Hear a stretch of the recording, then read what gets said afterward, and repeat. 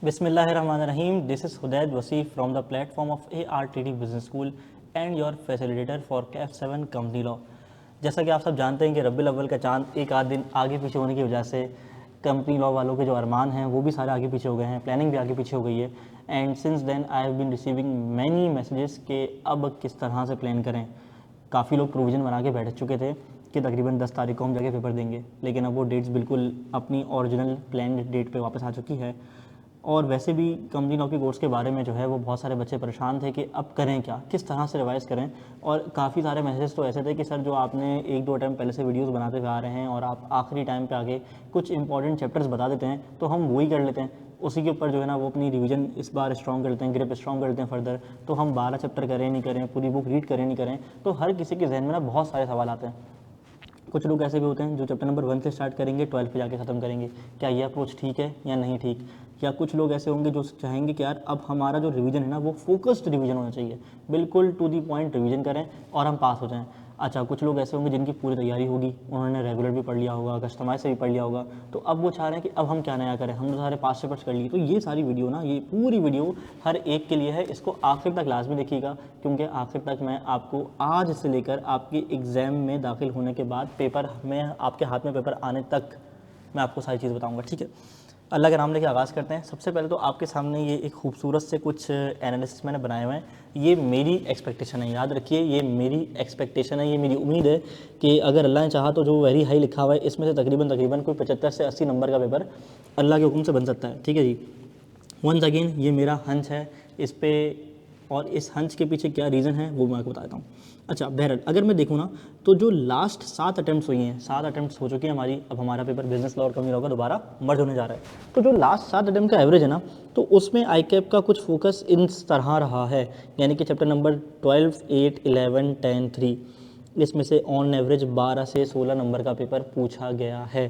ठीक है जी. फिर कुछ आ रहे हैं मेरे पास मॉडरेट इंपॉर्टेंस के, कुछ आ रहे हैं मेरे पास लो के, कुछ आ रहे हैं वेरी हाई के. तो अब किस तरह से प्लान करना चाहिए. देखो, एक बात तो ये कि ये जो आपके सामने आ रहे हैं ना वेरी हाई वाले, इसको तो आपने छोड़ना ही नहीं है, किसी हाल नहीं छोड़ना. आपने जब रिवीजन स्टार्ट करना है आपने इन पे बहुत ज़्यादा फोकस करना है, बहुत ज़्यादा फोकस करना है. ठीक है, ये तो आपने किसी हाल में नहीं छोड़ना है. अच्छा, what about chapter number 5. Chapter number 5 भी वेरी हाई में आ रहा है. इसकी क्या रीज़न है, आओ दिखाऊँ. चैप्टर नंबर 5 की रीज़न ये है. अच्छा, अब देखो यहाँ पे ना मेरे पास आ रही है कुछ एनालिसिस, जो मैंने इस एनालिसिस के पीछे कुछ वर्किंग की है वो मैं आपसे शेयर कर रहा हूँ, और इसकी एक्सेल फाइल भी जिसको चाहिए वो बता देना, मैं आप लोग से शेयर कर लूँगा. बहरहाल अगर मैं इसकी वर्किंग दिखाऊँ ना तो चैप्टर नंबर 5 देखो, यहाँ नहीं पूछा पूरी मार्च 25 में, फिर सितंबर 24 में 1 नंबर के लिए, मार्च 24 में नहीं पूछा गया, फिर सितंबर 23 में 7 मार्क के लिए, मार्च 23 में अगेन नहीं पूछा गया, सितंबर 22 में अगेन नहीं पूछा गया, यहाँ देखो 11 नंबर का पूछा गया. यानी कि 7 अटैम्प्ट्स के अंदर एक बार 7 नंबर के लिए, एक बार 11 नंबर के लिए पूछा गया है. तो मुझे ये ऐसा फील होता है कि चैप्टर नंबर 5 को अगर वो टेस्ट करने पर आए ना तो बहुत अच्छे से टेस्ट कर सकता है और ठीक ठाक तबियत साफ़ कर सकता है आपकी इंशाल्लाह.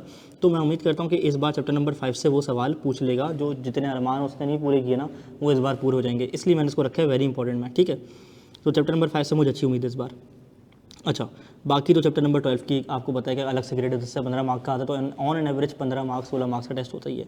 बाकी 8, 10, 11 और 3 ये भी सुपर इंपॉर्टेंट है. इसमें आपने कोई एक प्रोविज़न नहीं छोड़ना, कोई एक हेडिंग नहीं छोड़नी, कोई एक चीज़ नहीं छोड़नी. हाँ, अगर याद नहीं हो रहा कि जनाब वो कंटेंट्स क्या थे प्रोविजन मैनेजर की रिपोर्ट के, ऑफिशियल लिक्विडेटर की रिपोर्ट के, या कंटेंट्स क्या थे स्टैट्यूटरी रिपोर्ट के, तो वो आप बस रीड करके चले जाओ. लेकिन अपार्ट फ्रॉम दैट जो सिनेरियो बेस्ड क्वेश्चंस में मेरे प्रोविजंस काम आते हैं, जो चीज़ें काम आती हैं, आपने किसी चीज़ को छोड़ना नहीं है. Do not leave a single line.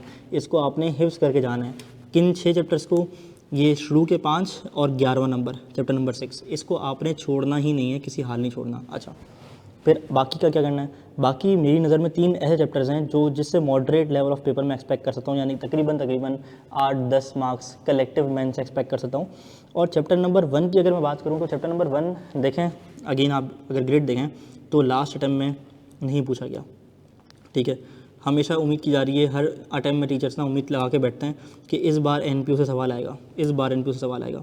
देखें, 5 नंबर का पूछा गया, नहीं पूछा गया, 2 नंबर का पूछा गया, नहीं पूछा गया, 1 नंबर का पूछा गया, 3.5 नंबर का पूछा गया. तो अगर आप उम्मीद लगाना चाहते हो चैप्टर नंबर 1 से, तो इस पर बहुत ज़्यादा टाइम वेस्ट नहीं करना, क्योंकि इसमें ज़्यादातर बेसिक कॉन्सेप्ट्स हैं। हाँ, जिसके ऊपर आप फोकस कर सकते हो वो है section number 42, association not for profit वाला एरिया, ठीक है। उसके ऊपर अच्छी ग्रिप कर लो, 2-3 सवाल उसके ज़रा सॉल्व करके चले जाओ, वैसा ही एक सवाल हो सकता है इस टाइम में तुम्हारे पास आ जाए, ठीक है।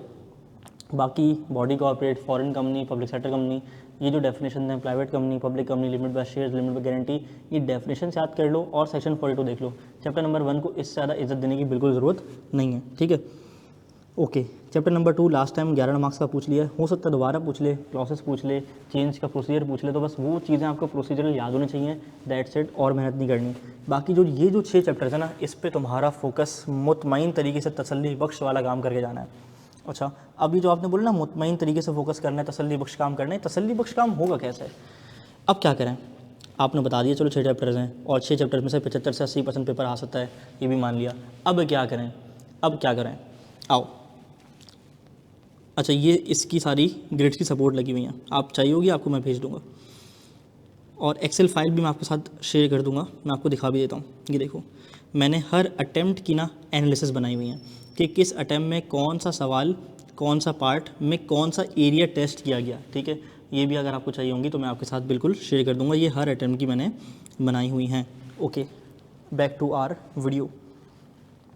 लास्ट वीक का एक्शन प्लान क्या होना चाहिए? अब आपके पास लगभग कोई हफ्ता भर रह गया है, 7-8 दिन रह गए हैं, तो इसका आपका एक्शन प्लान क्या होना चाहिए? देखो, एक बात तो ये कि जो 6 चैप्टर्स मैंने बताए ना, आपने तैयारी को शुरू ही यहाँ से करना है, ठीक है। अब आपकी मर्ज़ी है कि आप इसमें से पहले क्या करते हो। जैसे मेरे पास 12 से स्टार्ट हो रहा है ना, 12, 8, 11, 10, 3, 5, तो मैं कहूँगा कि आप पहले 3 कर लो, 3 के साथ लागे 4 कर लेना। क्यों? क्योंकि 3, 4 इंटरलिंक्ड है, इतना मुश्किल नहीं है। तो 3, 4 कर लिया, 5 कर लिया, ये एक साइड बना लिया। फिर आप क्या करो, आप 8 पे चले जाओ, 10, 11, 12 कर लो आखिर में जाके, ठीक है। जैसा आप चाहो आप कर सकते हो। अच्छा, अब करना क्या है? आपने तो सबसे पहले इन टॉपिक्स का रिवीजन करना है जो मैंने आपको बता दिया। अच्छा, रिवीजन कैसे करना है? अच्छे से आपने अपने लेक्चर नोट से वाइज करना है, रिगार्डलेस कि आपने किसी भी टीचर से पढ़ा हो, आपने उनकी किताब से, उनके नोट से, अपने रजिस्टर से उस टॉपिक को रिवाइज कर लेना है, ठीक है। रिवाइज करने के बाद क्या करना है? रिवाइज करने के बाद आपने सॉल्व करने हैं उसके पास्ट पेपर्स, लास्ट अटैम्प्ट के 2 पास्ट पेपर, मैक्सिमम 2 से 3 बहुत हैं। रिसेंट अटैम्प्ट के 2 से 3 पास्ट पेपर्स आप कर लो, लास्ट अटैम्प्ट वाला छोड़ भी दो, तो उससे पहले जो 2-3 पास्ट पेपर्स आए हैं वो उठा के सॉल्व कर लिए। अच्छा, अब कुछ बच्चे होंगे सर वो तो हमने कर लिए, अब क्या करें? अब जो बात बताने जा रहा हूँ ना, बहुत कम लोग उसको करेंगे, लेकिन जिसने कर लिया समझो उसका पेपर इंशाल्लाह पास हो जाएगा। क्यों? देखो, मैंने सेशन के शुरू में एक बात कही थी कि जो इस बार मैं आप लोगों के लिए टेस्ट बना रहा हूँ, क्विज़ बना रहा हूँ, वो इतने टेक्निकल लेवल के हैं जितना टेक्निकल ICAP आपसे होना चाह रहा है। सितंबर 24 में मुश्किल पेपर पूछा, मार्च 25 में थोड़ा सा अराउंड अजीब करीब पेपर पूछा। तो मैं चाहता हूँ कि आपका जो एग्जामिनर जिस तरह से अपना फोकस शिफ्ट कर रहा है ना टेक्निकल एस्पेक्ट्स पे, उन टेक्निकल एस्पेक्ट्स पे टेस्टिंग की जाए। सब छोड़ो, सबसे ज़्यादा इंपॉर्टेंट इस वक्त ये है कि तुम्हारी एक ब्लाइंड प्रैक्टिस होनी चाहिए, यानी कि वो सवाल सॉल्व करो जो आज से पहले कभी नहीं किया हो। चैप्टर याद कर लो, रिवाइज कर लो, चैप्टर 3 याद कर लिया, रिवाइज कर लिया, ठीक है। अब क्या करना है? 2 अटैम्प्ट के लास्ट 5 पेपर सॉल्व कर लो, कर लिए हैं, कोई बात नहीं। मेरी ड्राइव लिंक मैं आपकी इस वीडियो के साथ शेयर कर दूंगा, जिसमें तमाम के तमाम क्विज़ और सजेस्टेड सॉल्यूशन अवेलेबल हैं। आपने चैप्टर 3 का क्विज़ उठाना है, सॉल्व करना है। आप अगर चैप्टर नंबर 3 या इवन 5 के क्विज़ में पास भी हो गए ना, मैं कहूँगा कि आपकी तैयारी ICAP लेवल की है, आपकी तैयारी एग्ज़ाम लेवल की है, क्योंकि डेलिबरेटली उनका जो टेस्टिंग लेवल था वो ICAP से एक लेवल ऊपर रखा गया था कि अगर बच्चा ये वाले सिनेरियो पे कर रहा है तो जनाब वो बच्चा पास होने के काबिल है, ठीक है। एक चीज़ मैं आपको और कहूँगा कि किसी भी चैप्टर को आइसोलेशन में तैयार करने के बाद उसको क्रॉस लिंकेज ज़रूर कर लेना। देखो, हो सकता है एक सवाल हो जिसके अंदर वो चैप्टर नंबर 3 से भी पूछ ले, 8 से भी पूछ ले, 10 से भी पूछ ले, तो क्रॉस लिंकिंग करना सीखो। और क्रॉस लिंक अगर किसी को आती है तो बहुत अच्छी बात है, नहीं आती तो मेरा कैफ 7 का फाइनल मॉक अवेलेबल होगा सितंबर 25 का, आपने वो ज़रूर अटैम्प्ट कर लेना है, अटैम्प्ट करना है। उसके बाद आपने अपने सजेस्टेड आंसर को अपने आंसर से कंपेयर करना है, ठीक है। ये एक्सरसाइज लाजमी कर लेना। तो 2 नसीहतें कर रहा हूँ लास्ट वीक के लिए, क्या कि पहले तो ये 6 चैप्टर मैंने बता दिए ना, इन 6 चैप्टर्स को आपने करना है रिवाइज करने के बाद ICAP के 5 पेपर्स देख लो। नहीं देखना चाहता ICAP के 5 पेपर्स या देख लिए एक मरतबा, तो मेरे जो क्विज़ हैं टॉपिक वाइज इन 6 चैप्टर्स के, मैं 12 क्विज़ की बात नहीं कर रहा, आप सिर्फ ये 6 क्विज़ दे दो मेरे लिए, ठीक है। और आप चाहो तो आप सबमिट भी कर सकते हो, आपको चेकों के रिटर्न भी मिल जाएंगे, इतनी भी मैं आपको चलो सहूलत दे देता हूँ। सबमिट नहीं करना चाहते तो खुद अपने आंसर चेक कर लो और मेरे साथ डिस्कस कर लो, ठीक है। एक बात ये हो गई।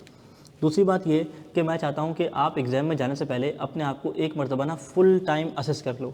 ये 6 चैप्टर्स रिवाइज करो और बाकी को रीड कर लो, और एक दिन निकाल के सितंबर 2025 अटेम्प्ट का मेरा मॉक सॉल्व कर लो। मॉक सॉल्व कर लिया, बस तुम्हारी प्रैक्टिस सफिशिएंट हो जाएगी। यानी कि इवन अगर ये 6 क्विज दे दिए और एक मॉक सॉल्व कर लिया, you are good to appear in the exam. ठीक है, तुम्हारी तैयारी किट पूरी हो गई, डन। अच्छा, अब जब हम तैयारी से आ चुके हैं पेपर देने के लिए, तो अब क्या करना है? अब एग्ज़ाम की एक रात पहले क्या करना है? एग्ज़ाम की एक रात पहले कुछ भी नहीं करना, ऐसा बिल्कुल भी नहीं करना कि किताब उठाई, चैप्टर 1 से स्टार्ट किया, 12 पे जाके ख़त्म किया। ऐसा बिल्कुल नहीं करना, ऐसा हरगिज़ नहीं करना। देखो 6 चैप्टर्स तुम्हारे याद हो चुके हैं, तुम्हारा मेन फोकस वही था, तुमने कर लिया। अच्छा, हो सकता है कि इन 6 चैप्टर्स को रिवाइज़ करते हुए तुम्हारे सामने ऐसे एरियाज़ आ जाएँ जो तुम्हें मुश्किल लगे, यार ये तो समझ ही नहीं आ रहा, ये तो पढ़ा ही नहीं कभी, ये कौन सा टॉपिक था, ये कब पढ़ाया? तो उसको ना हाईलाइट कर लिया, रजिस्टर के बैक साइड पे लिख लिया कि हाँ यार इस टॉपिक में मुझे मसला है, तो वो टॉपिक तुमने रिवाइज़ कर ली एग्जाम नाइट पे। ठीक है, जो मुश्किल लग रहे थे, डन।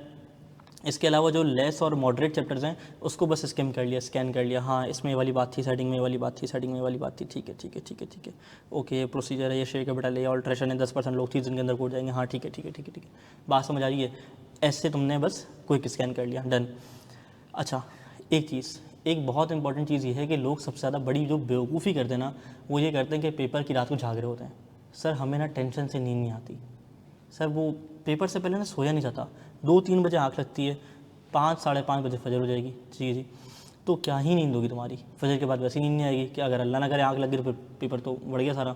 तो अब करना क्या है, आपने कम से कम 7 से 8 बजे किताबें क्लोज़ कर देनी है, इशा की नमाज़ पढ़नी है, सूरह मुल्क की तिलावत करनी है, और बस मोबाइल यूज़ करना है, स्क्रॉल करना है, तफरी लगानी है, शुगर लगाना है और सो जाना है। कोशिश करो मैक्सिमम रियलिस्टिकली बोलूँ ना तो 11 से 11:30 के दरमियान सो जाओ। ठीक है, ओके, कोशिश करो कि 11 से 11:30 के दरमियान आपने क्या करना है जनाब, सो जाना है। ओके, सो गए, सुबह उठे, फजर की नमाज़ के लिए, फजर की नमाज़ से पहले का 15 मिनट पहले अलार्म लगा लो, तहज्जुद की नमाज़ अदा कर लो, तहज्जुद अदा करो, फजर अदा करो, फजर के बाद एक काम करो। अब ये कुछ चीज़ें ऐसी हैं जो इसका ताल्लुक़ ना इंसान के अपने अकीदे से, अपने अमाल से, ठीक है, तो जो उस पर अमल करना चाहे मोस्ट वेलकम। फजर की नमाज़ पढ़ो और सूरह यासीन की तिलावत कर लो। वो कहते हैं ना, जिसने सूरह यासीन की तिलावत फजर के बाद की, उसने अपने पूरे दिन के काम अल्लाह ताला के ज़िम्मे छोड़ दिए। तो अल्लाह ताला के ज़िम्मे लगाओ काम और रिलैक्स करो। सूरह यासीन पढ़ ली, डन। सूरह यासीन पढ़ी, घर आए, मदरसात ख़वातीन ने घर में नमाज़ पढ़ ली। अब क्या करना है, अब जिस चैप्टर पे तुम्हें डर लग रहा है कि यार ये ना आ जाए, ये ना पूछ ले, चलो उसको रिवाइज़ कर लिया, बस क्विकली कॉपी घुमाई, नाश्ता अच्छा किया, लाइट सा मुनासिब सा नाश्ता कर लिया। नाश्ता करने के बाद what I used to do कि मैं सूरह फतह की तिलावत करा करता था। ठीक है, इसकी भी significance exam point of view से वो तिलावत कर ली। तिलावत करने के बाद आपने घर से निकलना है और सदक़े की नीयत से निकलना है कि यार मैंने सदका करते हुए जाना है, लाजमी सदका करना है। सदका कर दिया, सदका करके आप एग्ज़ाम हॉल में पहुँच गए, डन। अब फील लाइट। अब उन लोगों की तरह नहीं होना तुमने कि जो ना एग्ज़ाम हॉल के बाहर ना रजिस्टर रिवाइज कर रहे हैं। तुम देखोगे फलां टीचर की किताब, फलां की किताब, फलां की किताब, फलां रजिस्टर, ये वाला प्रोविजन, इतने डिविडेंड के डेज कितने थे, अच्छा मीटिंग के डेज कितने थे, नोटिस कितने दिन में भेजना था, ये सारी बात चली होंगी। तो आपने इन सारी बातों पर कान धरना ही नहीं है, बोलना नहीं भाई मुझे तो सब आता है, बस अल्हम्दुलिल्लाह जितना करना था हो गया। अच्छा, अब आप दाखिल हो रहे हो एग्ज़ाम हॉल के अंदर, एग्ज़ाम हॉल के अंदर दाखिल हो गए और आप एग्ज़ाम सीट पर बैठ गए। अब आपने दुआ करनी है, अपनी जो भी आपके अमाल तस्बीहात है आपने वो करनी। पेपर आपके हाथ में आ गया, ये एग्ज़ाम नाइट और एग्ज़ाम मॉर्निंग की बात हमने साथ साथ कर ली। पेपर आपके हाथ में आ गया, अब पेपर में क्या करना है, आपने 15 मिनट की रीडिंग टाइम को इफेक्टिवली यूटिलाइज़ करना है। अच्छा, इसके अंदर ना मेरे कुछ उस्ताद कहा करते थे कि देखो जब तुम्हारे हाथ में पेपर है ना, खासतौर पर अकाउंटिंग वगैरह के लिए कहा करते थे, तो 15 नंबर का सवाल तो ऐसा होगा जिसको देख के आप बोलोगे बाबू ये तो मुझे आता ही नहीं है, इससे मेरी दोस्ती है ही नहीं, ये इसको मैंने दूर दूर रखना है, इसका मेरे से ताल्लुक है ही नहीं। बाकी 85, बाकी 80, इस पर मैंने खेलना है। क्योंकि 15 नंबर का सवाल या 10 नंबर का सवाल कभी कभार ऐसा होता है, इत्तेफाकन तो पहले ही होता है, अस्सलाम वालेकुम ऐसे करके आता है, जो आपको आता ही नहीं है, वो सवाल आपका पूरा कॉन्फिडेंस गिरा देता है, पूरा सवाल आपका कॉन्फिडेंस तबाह कर देता है। यानी कि वो बेचारा 10-12 मार्क का नन्ना सवाल जो आपको नहीं आता, वो आपके 80 नंबर्स पे हावी हो जाता है, 85 नंबर पे हावी हो जाता है, सोचो। तो ये सारा गेम ना आपकी नर्व्स का, ठीक है, इसको काबू कर लो। एक बात तो ये प्रोविज़न बना लिया, साइड कर लिया। अब मुझे पता है कि अगर मुझे कोई सवाल नहीं आता तो मैंने से डरना नहीं है, बस खैर है, बाकी आता ना, बाकी को इतना पप्पू करूँगा कि जो बाकी 10 है ये भी इंशाल्लाह आ जाएगा, ठीक है, ऐसा कॉन्फिडेंस लेके बैठो। अच्छा, अब तुम्हारे हाथ में आ गया पेपर आते ही तुम्हारे पास 15 मिनट का रीडिंग टाइम शुरू हो गया। अब इस 15 मिनट के रीडिंग टाइम में क्या करना है, क्या पूरा पेपर रीड करना है, क्वेश्चन 1 से लेकर क्वेश्चन नंबर लास्ट तक रीड करना है? नहीं, सिर्फ इसके में स्कैन करना है। अच्छा क्या है पेपर में, अच्छा ठीक है, ये वाला एरिया पूछ लिया, मीटिंग में ये पूछा है, डायरेक्टर में पूछा है, अच्छा इन्वेस्टमेंट का टेबल बना के दे दिया है, रिक्वायरमेंट्स पूछ रहा है, कंप्लाइंसेस पूछ रहा है, ठीक है ठीक है ठीक है ठीक है, बस सलाम दुआ कर लिए बरसात। उसके बाद क्या करना है, सबसे पहले कोशिश करो कि MCQ साइड कर लो, जो MCQs आते हैं वो कर लो, जिस पे श्योर हो ना कि ये MCQs मुझे आता है वो कर लो। और कभी भी किसी MCQs को पढ़ने के बाद या इवन किसी सवाल को पढ़ने के बाद एक बार में डिसाइड नहीं करना, एक बार सेकंड चांस दे देना अपने आप को। MCQs रीड किए, MCQs प्लान किए, टिक लगाए, आगे बढ़ गया। जिस पे डाउट है उस पर अभी टिक नहीं लगाओ, उसको बाद में देख लेना आके, ठीक है। अच्छा, जब 15 मिनट का रीडिंग टाइम आए ना तो उसके अंदर अपने शुरू के 3 से 4 सवाल प्लान कर लेना कि मुझे शुरू में 3 से 4 या 5 सवाल इवन कौन से करने हैं। अच्छा, अब वो सवाल दो तरह के हो सकते हैं, एक क्रैमिंग बेस हो सकता है और एक सिनेरियो बेस। अगर मैं आपको दिखाऊँ ना तो लास्ट टाइम में पता है कितने मार्क्स का क्रैमिंग का पेपर पूछा है। देखो मार्च 25 के मैंने जो एनालिसिस बनाए हुए हैं, ये देखो यहाँ मैंने टोटल किया हुआ है, देखो scenario base 46, cramming base 39 marks का पेपर पूछा गया है। 15 नंबर के MCQ 100 नंबर का पेपर, 39 मार्क्स की क्रैमिंग पूछी गई है। तो तुमने क्या करना है जनाब कि क्रैमिंग वाले सवाल आइडेंटिफाई कर लेना है कि लिस्ट डाउन या डिस्कस या ब्रीफ, इस तरह की चीज़ें। तुम्हें पता है कि कौन से सवाल क्रैमिंग के हैं, कौन से सवाल क्रैमिंग के नहीं है। क्रैमिंग के आइडेंटिफाई आराम से 15-16 मार्क्स या 20 मार्क्स के सवाल ऐसे होंगे जो सामने तुम्हें आइडेंटिफाई हो जाएंगे कि क्रैमिंग है। कुछ ऐसे होंगे जो सिनेरियो बना के पूछेगा लेकिन होगी क्रैमिंग, तो पहले वो कर लो। 20-25 मार्क क्रैमिंग के हाथ साफ कर लिए, तो मैं पता है कि कम से कम मरे से मरा 15 में से 10 मेरे MCQ से आ गए।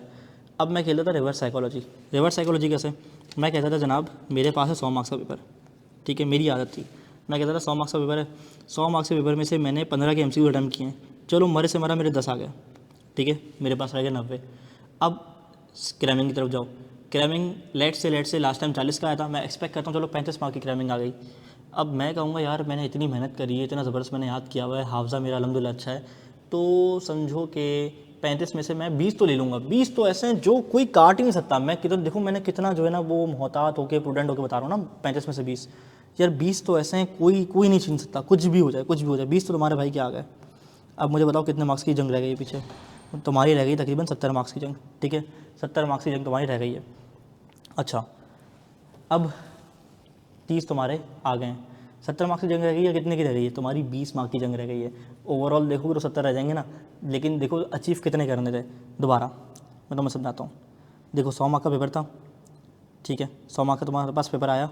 अब तुमने क्या किया, तुमने अटैम्प्ट किए क्या MCQs आए थे तुम्हारे पास 15 मार्क के, 15 मार्क में से तुमने ले लिए 10 नंबर, ठीक है, तुम्हें चाहिए कितने 50, ऐसे कर लेते हैं, तुम्हें चाहिए कितने 50 मार्क्स। अपने आप को ना तसल्ली ऐसे दिया करो, MCQs आए 15 मार्क के, मैंने 10 ले लिए, 10 मेरे बाहर आ गए, आराम से आ गए, ठीक है। अच्छा, क्रैमिंग के सवाल है 35 मार्क्स के, मैंने इतनी अच्छी ज़बरदस्त क्रैमिंग की हुई कि मार्क्स काटे भी, मैं पेनल्टी भूल गया, कोई प्रोविजन भूल गया, कोई स्टैट्यूटरी रिक्वायरमेंट भूल गया, मेरे 20 तो कंफर्म आ गए। 20 निकाल लो, कितने बच गए, बोलो भाई, 30 निकाले 50 में से कितने बच गए, 20। अब तुम्हारे पास पेपर पड़ा हुआ कितना, 60, 70, 80 मार्क, 70 मार्क का पड़ा होगा, चलो 40 मार्क का पड़ा होगा, 50, 55 मार्क का पड़ा होगा, तुम्हें चाहिए कितने 20। यहाँ से तुम्हारे पास कॉन्फिडेंस आ गया। अब तुम उठाओ सिनेरियो बेस्ड क्वेश्चन और करते जाओ, इंशाल्लाह ताला तुम बहुत जल्दी जो है ना वो अपने मार्क्स को एक्सीड करते हुए आगे निकल जाओगे। तो इस तरह से अपने पेपर को प्लान करो, आसान नंबर ना पहले सिक्योर करने की कोशिश कर लेना। अच्छा, ये तो सारी मेरी बातें हुई जनाब, स्कीम स्कैन करने हैं, MCQs प्लान करने हैं, शुरू के सवाल प्लान करने हैं, क्रैमिंग करना है, फिर सिनेरियो पे जाना है। अच्छा, टाइम मैनेजमेंट बड़ी अहम चीज़ है, और टाइम मैनेजमेंट के ऊपर ना बड़ी बात करने की ज़रूरत होती है आप लोगों से, जो कि आप लोगों को चीज़ समझ नहीं आती है। बहुत सारे लोग क्या करते हैं, उठाते हैं कैलकुलेटर, बोलते हैं जनाब मेरे पास 180 मिनट हैं, ठीक है, 15 मिनट रीडिंग टाइम हटा के ना 180 मिनट हैं, मेरे पास 100 नंबर का पेपर है। वो बोलते हैं सर 1.8 आंसर आया, यानी कि मेरे पास 1 मार्क के लिए 1.8 मिनट्स हैं। ये बहुत ही गलत अप्रोच है। अगर इस अप्रोच से चलोगे ना तो तुम्हारे पास 180 मिनट पूरे हो जाएंगे, रीचेकिंग का तो कोई टाइम बचेगा ही नहीं। और यकीन करो ये मेरे साथ भी हो चुका है, इवन कंप्यूटर बेस्ड एग्ज़ाम हो या मेरे फिज़िकल एग्ज़ाम हो पेपर वाले, ऐसा हो चुका है कि बाज़ औक़ात हम आंसर लिखते हैं, पूरा सही लिखते हैं, लेकिन उसके ऊपर आंसर स्क्रिप्ट का नंबर डालना भूल जाते हैं, ठीक है। एक चीज़ याद रखो, जो ICAP की ई मार्किंग गाइडलाइंस है ना, वो लाजमी देख के जाना। देखो मेरे ख्याल से ना वो कुछ ऐसा दिखता है, 3-4 डब्बे होते हैं, ठीक है, जिसके अंदर ना तुम्हें अपनी आंसर नंबर लिखना होता है। जैसे कि क्वेश्चन नंबर 3 का A का 1, ठीक है। अब आपने लिखा लिखा लिखा लिखा लिखा, एक पेज पे गया और दूसरे पेज पे आ गया, दूसरे पेज पे लिखा लिखा लिखा लिखा लिखा, लेकिन ये जो बेचारे गरीब 4 डब्बे थे ना, आपने एक बार लिख दिया, दूसरी बार नहीं लिखा। इस पेज पे आपने जो कुछ लिखा है, you will not be awarded with any mark. मेरी बात समझ आ रही है? तो ये इतनी अहम चीज़ है कि आपने इसका बहुत ध्यान रखना होता है। For this I would highly recommend every student कि वो जाके वो आई कैप की ई मार्किंग वाली वीडियो देखे, लाजमी देखे, ठीक है। अच्छा, 2 बातें तो हो गई। तीसरी चीज़ ये कि मैं क्या करता हूँ और मैं आपको रिकमेंड क्या करूँगा कि आप तकरीबन ना 165 मिनट का पेपर लगाओ अपने लिए और 1.6 मिनट पर मार्क सोच के पेपर अटैम्प्ट करना शुरू करो। इससे क्या होगा, तुम्हारे पास तकरीबन लगभग एंड में कोई 15 के करीब मिनट बच जाएंगे। जो 15 मिनट बच जाएंगे ना, बस आपने ना कलम ड्रॉप कर देना ऐसे करके, बस। अब मैंने लिखना नहीं है, अब आपने अपनी आंसर स्क्रिप्ट फोल्ड करनी है, पहले पेज उठाना है, पहले पेज से देखते हुए जाना है क्या मैंने यहाँ पे सवाल नंबर सही लिखा है या नहीं लिखा। सवाल नंबर सही लिखा है, हाँ। क्या मैंने इसी का आंसर लिखा है? देखो ऐसा भी हो सकता है, प्रोफेशनल एग्जाम्स हैं, घबरी हो जाता है इंसान, पागल हो जाता है, ये सब कुछ नॉर्मल है। तो देख लो कि जो तुमने आंसर लिखा है क्या वो क्वेश्चन नंबर भी रिफ्लेक्ट कर रहा है, नहीं कर रहा। मेरे साथ क्या हुआ सी फाइनल के एग्ज़ाम में, आंसर लिख लिया, बिल्कुल सही लिखा, बेहतरीन लिखा, गलत सवाल के अगेंस्ट पेस्ट कर दिया। वो तो अल्लाह का शुक्र, अल्लाह ने पेपर में आगे खोल दी तो मैंने कट पेस्ट करके सही जगह उसको पेस्ट कर दिया। तो भाई ऐसे हम इंसान हैं, हमसे गलतियाँ हो जाती हैं, हमसे गलतियाँ हो सकती हैं, कोई मसले वाली बात नहीं है। तो इसलिए आपने क्या करना है, प्लान करके चलना है। भाई आपने सारे सवाल के जवाब डाले हुए हैं, ठीक है, रेफरेंस डाले हुए हैं, ठीक है, और आपने प्रॉपर हेडिंग बनाई हुई है, कंक्लूजन ड्रॉ किया हुआ है, जो चीज़ पूछी वो चीज़ करिए, कितने सवाल पेपर में आए थे, कितने सवाल मैंने अटैम्प्ट कर लिए। अच्छा, कोई ऐसा तो नहीं है कि मैंने कोई एमसीक्यू छोड़ा हो कि बाद में अटैम्प्ट करूँगा और वो मैं अटैम्प्ट करना भूल गया। ये सारी चीज़ें इंश्योर कर लो। इसमें 7 से 8 मिनट लगते हैं, पूरा पेपर तुम्हारा सुथरा हो जाता है। उसके बाद जो 7 से 8 मिनट बचते हैं, अब जो सवाल तुम्हारा वीक था तो मैं लगा कि तुम छोड़ के आगे बढ़ गए हो टाइम कंस्ट्रेंट की वजह से, वो उठाओ, वो सॉल्व करना शुरू कर दो, ठीक है। तो मैं उम्मीद करता हूँ कि इस कॉम्प्रीहेंसिव वीडियो के अंदर मैंने आपको गाइड कर दी हैं सारी चीज़ें, वो भी कि आपने किन एरियाज़ पे फोकस करना है, किन चैप्टर पे ज़्यादा फोकस करना है, किन पे कम फोकस करना है, सारी बातें हमने कर ली। और strategy, exam night, exam morning, paper के अंदर बैठ के क्या करना है, वो सब भी मैंने आपको बता दिया है, ठीक है जी। मैं उम्मीद करता हूँ कि आप सबको इस वीडियो से अफाका हुआ होगा, और अगर आप सबको इस वीडियो से अफाका हुआ है तो मुझे, सर अहमद ज़मीर को, हमारी टीम ARTD बिज़नेस स्कूल को अपनी दुआ में बहुत ज़्यादा याद रखिएगा। इंशाअल्लाह फिर आपसे CA के किसी स्टेज में फिर आपसे मुलाकात होती है इंशाअल्लाह ताला। अपना बहुत सारा ख्याल रखिएगा और पेपर पास करके आइएगा, और बहुत सारी दुआ में अपने याद रखिएगा। अस्सलाम वालेकुम वरहमतुल्लाह।